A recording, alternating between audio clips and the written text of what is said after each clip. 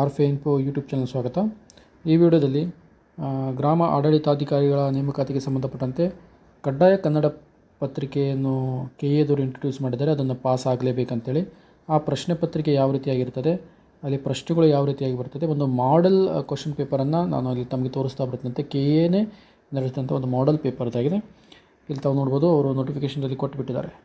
Okay, ನೋಟಿಫಿಕೇಷನಲ್ಲಿ ಏನು ಹೇಳಿದ್ದಾರೆ ಅಂತಂದರೆ, ಕಡ್ಡಾಯ ಕನ್ನಡ ಭಾಷಾ ಪರೀಕ್ಷೆಯು ಬಹು ಆಯ್ಕೆ ಮಾದರಿಯಲ್ಲಿ ಇರ್ತದೆ. ಒಟ್ಟು 150 ಕ್ವಶನ್ಸ್ ಇರ್ತದೆ.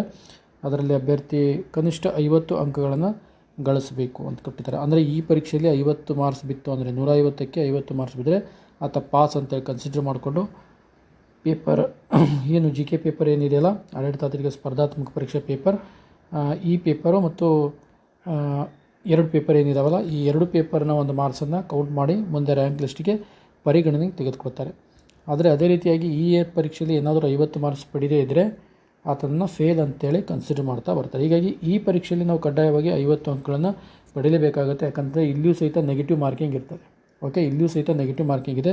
ಹೀಗಾಗಿ ಅಭ್ಯರ್ಥಿಗಳು ಕನ್ನಡ ಏನು ಕಡ್ಡಾಯ ಕನ್ನಡ ಭಾಷಾ ಪರೀಕ್ಷೆ ಇದೆ, ಇದು ಕಂಪಲ್ಸರಿಯಾಗಿ ಅಟೆಂಡ್ ಆಗಲೇಬೇಕು, ಪಾಸ್ ಆಗಲೇಬೇಕು. ಮತ್ತು ಇದನ್ನು ಯಾರ್ಯಾರು ಬರೀಬೇಕಂತ ಒಂದು ಪ್ರಶ್ನೆ ಬರುತ್ತೆ. ಯಾಕಂತಂದರೆ KE ನಡೆಸಿದಂತಹ ಏನು ಎಕ್ಸಾಮ್ ಇದೆ, ಆ ಎಕ್ಸಾಮನ್ನು ಕೆಲವೊಂದಿಷ್ಟು ಜನ ಸಹಾಯಕ ಪ್ರಾಧ್ಯಾಪಕರ ನೇಮಕಾತಿಯಲ್ಲಿ ಆಗಿರ್ಬೋದು, ಬೇರೆ PU ನೇಮಕಾತಿಯಲ್ಲಿ ಆಗಿರ್ಬೋದು ಪಾಸ್ ಆಗಿರ್ತಾರೆ, ಅವರು ಬರೀಬೇಕನ್ನುವಂಥ ಪ್ರಶ್ನೆ ಬರುತ್ತೆ. ಅದಕ್ಕೆ ಅವರು ಏನು ಸ್ಪಷ್ಟವಾದಂಥ ಉತ್ತರವನ್ನು ಕೊಟ್ಟಿಲ್ಲ. ಮೋಸ್ಟ್ಲಿ ಎಲ್ಲರೂ ಸಹಿತ ಇನ್ನೊಮ್ಮೆ ಇದನ್ನೇ, ಯಾರೇ ಪಾಸ್ ಆಗಿದ್ದರೂ ಸಹಿತ ಇನ್ನೊಮ್ಮೆ ಕಡ್ಡಾಯ ಕನ್ನಡ ಭಾಷಾ ಪರೀಕ್ಷೆನ ಪಾಸ್ ಮಾಡಿಕೊಳ್ಳೇಬೇಕಾಗುತ್ತೆ. ಓಕೆ, ಹಾಗಾದರೆ ಪ್ರಶ್ನೆ ಪತ್ರಿಕೆ ಯಾವ ರೀತಿಯಾಗಿರ್ತದೆ ಅಂತ ನೋಡ್ತಾ ಬರ್ತಾಗಿತ್ತು ಅಂದರೆ, ಈ ರೀತಿಯಾಗಿ ಪ್ರಶ್ನೆ ಪತ್ರಿಕೆ ಇರ್ತದೆ. ತಾವು ನೋಡ್ಬೋದು, ಇಲ್ಲಿ ನೋಂದಣಿ ಸಂಖ್ಯೆ ಕೊಟ್ಟಿರ್ತಾರೆ, ಕ್ರಮ ಸಂಖ್ಯೆ ಇರ್ತದೆ. ಇಲ್ಲಿ ನೋಡ್ಬೋದು, ಇಲ್ಲಿ ವಿಷಯ ಕಡ್ಡಾಯ ಕನ್ನಡ, ಇದು ಎಲ್ಲ ಅಭ್ಯರ್ಥಿಗಳಿಗೆ ಸಾಮಾನ್ಯ ಪತ್ರಿಕೆ ಆಗಿರ್ತದೆ. ಒಟ್ಟು 3 ಗಂಟೆ ಇರ್ತದೆ. ಒಟ್ಟು 150 ಅಂಕಗಳು ಇರ್ತದೆ. ಇಲ್ಲಿ ನೋಡ್ಬೋದು, ಈ 150 ಅಂಕಗಳಲ್ಲಿ ನಮಗೇನು ಬೀಳಬೇಕು, 50 ಅಂಕಗಳು ಮಿನಿಮಮ್ ಆಗಿ ಬೀಳಲೇಬೇಕು. ಓಕೆ, ಟೈಮಿಂಗ್ ಇದೆ 9 ರಿಂದ 12 ಅಂತ ಕೊಟ್ಟಿದ್ದಾರೆ. ಮೋಸ್ಟ್ಲಿ ಇದನ್ನು ಸಹಿತ 9 ರಿಂದ 12 ಇದೇ ರೀತಿಯಾಗಿ ಕೊಡ್ತಾರೆ. ಮತ್ತು ಮುಖಪುಟದಲ್ಲಿ ಒಂದು 10 ನಿಮಿಷ ಏನಿದೆ OMR ತುಂಬಲಿಕ್ಕೆ ಟೈಮ್ ಇರ್ತದೆ. ಅದನ್ನು ಇದರಲ್ಲೇ 9 ಗಂಟೆಯಿಂದನೇ ಪ್ರಾರಂಭ ಆಗುತ್ತೆ ಮತ್ತು ಎಕ್ಸ್ಟ್ರಾ ಟೈಮ್ ಕೊಡೋದಿಲ್ಲ ಅಂತ ಕೊಟ್ಟಿದ್ದಾರೆ.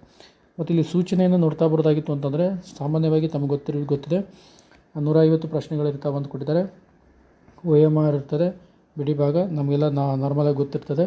ಮತ್ತು ಇಲ್ಲಿ OMR ತುಂಬುವಾಗ 1 ರಿಂದ 7 ಕ್ರಮ ಸಂಖ್ಯೆಗಳನ್ನು ಸರಿಯಾಗಿ ತುಂಬಿ ಕೊಟ್ಟಿದ್ದಾರೆ. ಇಲ್ಲಿ ವಿಶೇಷ ಏನು ಅಂತಂದರೆ, ತಾವು ನೋಡ್ಬೋದು, ಇಲ್ಲಿ ನೀಲಿ ಅಥವಾ ಕಪ್ಪು ಶಾಯಿಯನ್ನೇ ಬಳಸಬೇಕು, ಈ ರೀತಿಯಾಗಿ ಮಾರ್ಕ್ ಮಾಡಬೇಕಂತ ಕೊಟ್ಟಿದ್ದಾರೆ.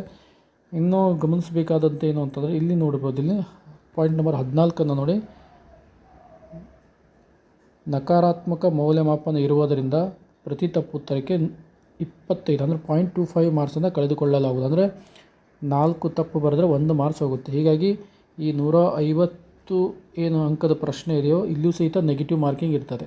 ಓಕೆ, ಹೀಗಾಗಿ ಅಭ್ಯರ್ಥಿಗಳು ಇದನ್ನೂ ಸಹಿತ ಅತಿ ಜಾಗರೂಕತೆಯಿಂದ ಓದ್ಕೊಂಡು ಮಾರ್ಕ್ ಮಾಡಬೇಕಾಗುತ್ತೆ. ಆದರೆ ಮಾದರಿ ಪ್ರಶ್ನೆ ಪತ್ರಿಕೆ ಯಾವ ರೀತಿಯಾಗಿರ್ತದೆ ಅಂತ ನೋಡ್ಬೋದು. ಇಲ್ಲಿಂದ ಪ್ರಶ್ನೆಗಳು ಸ್ಟಾರ್ಟ್ ಆಗುತ್ತೆ. ಆಲ್ಮೋಸ್ಟ್ ಆಗಿ ನೋಡ್ಬೋದು, ಕ್ವಶನ್ ನಂಬರ್ 1 ಇದೆ. ಇದೇ ರೀತಿಯಾಗಿ ಕಂಟಿನ್ಯೂ ಆಗ್ತಾ ಬರುತ್ತೆ. ಗ್ರಾಮರ್, ಕನ್ನಡಕ್ಕೆ ಸಂಬಂಧಪಟ್ಟಂಥ ಗ್ರಾಮರ್ ಆಗಿರ್ಬೋದು, ನೀವು ಸಮಾಸ ಆಗಿರ್ಬೋದು, ಒಟ್ಟು ಟೋಟಲಾಗಿ ಕನ್ನಡದ ಗ್ರಾಮರು, ಪ್ಯಾಸೇಜು, ಇಲ್ಲಿ ಯಾವುದೇ ರೀತಿಯಾದ ಇಂಗ್ಲೀಷ್ ಕನ್ನಡ ಕನ್ವರ್ಷನ್ ಇರೋದಿಲ್ಲ. ನೋಡ್ಬೋದು 49, 50, 65. ನೆಕ್ಸ್ಟ್ ಇಲ್ಲಿ ನೋಡಿರಿ, ಇಲ್ಲಿ 137. ಅದು ನಾನು ಮಿಡ್ಲ್ ಪೇಪರನ್ನು ಹಾಕಿದ್ದೀನಿ. ನಾನು ಮುಂದಿನ ವಿಡಿಯೋದಲ್ಲಿ ವಿತ್ ಕೀ ಆನ್ಸರೊಂದಿಗೆ ಎಲ್ಲ ಡೀಟೇಲ್ ಆಗಿ ಹೇಳ್ತಾ ಬರ್ತೇನೆ. 150 ಅಂದರೆ ಒಂದು ಕ್ವಶನಿಂದ 150ವರೆಗೂ ಆಬ್ಜೆಕ್ಟ್ ಟೈಪ್ ಇರ್ತದೆ. ಇಲ್ಲೇನು ಮಾಡಬೇಕಾಗುತ್ತೆ, ಕನ್ನಡದಲ್ಲಿ ಗ್ರಾಮರು, ಕನ್ನಡದ ಕವಿಗಳು, ಕನ್ನಡಕ್ಕೆ ಸಂಬಂಧಪಟ್ಟಂಥ ಮಹತ್ವದ ಈ ಕೆಲಸಗಳಿಂದವಲ್ಲ, ಅವುಗಳ ಬಗ್ಗೆ ಬಹಳಷ್ಟು ನಾಲೆಜನ್ನು ಪಡ್ಕೋಬೇಕಾಗಿರ್ತದೆ. ನಮ್ಮ ಗ್ರೂಪಲ್ಲಿ ಡಿಸ್ಕ್ರಿಪ್ಷನ್ ಬಾಕ್ಸಲ್ಲಿ ವಾಟ್ಸಪ್ ಲಿಂಕ್ ಇದೆ. ಆ ಲಿಂಕನ್ನು ಜಾಯಿನ್ ಮಾಡಿ, ನಾನು ಇನ್ ಡೀಟೇಲ್ ಆಗಿ ಕನ್ನಡಕ್ಕೆ ಸಂಬಂಧಪಟ್ಟಂಥ ವಿಷಯ ವಸ್ತುಗಳನ್ನು ಅಲ್ಲಿ ಹಾಕ್ತಾ ಇರ್ತೀನಂತ. Okay, thank you.